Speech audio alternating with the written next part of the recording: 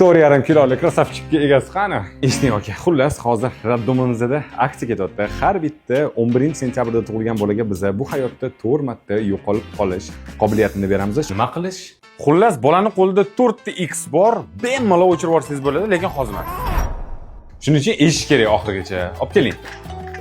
Endi уже 3 ta X ko'rdingizmi? Zo'r tarafi bola har safar yo'qolganida mashina paydo bo'ladi. Qanaqa vaziyatlarda ishlatilinadi u? Endi hammada har xil. Kimdir yaxshilik qilib odamning hayotini ham qutqarib qolishi mumkin-da. Mana misol uchun yaqinda hodisa bo'ldi. Bolani ustiga mashina haydab kelishayotganida bizani bolamizni 11-sentabrda tug'ilgan, shunday yoniga keldi, quchoqlab bitta o'chiruvdi, kilovi ham o'lib ketdi. Shuning uchun vaqtida o'chirish kerak edi. Endi katta bo'lib qoldi, normalni ishlatganda, aqli bilan ishlatgan.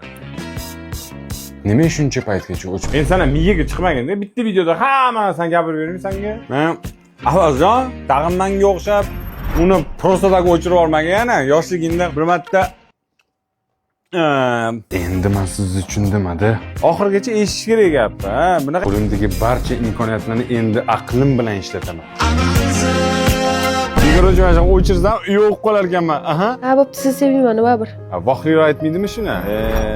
Bitta qiz deb qilgan ishimni qarang, doktor. Bundan-da ahmoqona ishlatish hali ko'rmadim, lekin insonlarning qo'lida shuncha imkoniyati bor. Misol uchun, masalan, Payme Travel orqali sayohat qilish. Axir Payme Travelda 15% gacha cashback bor va 5 milliongacha bo'lib to'lasangiz bo'ladi.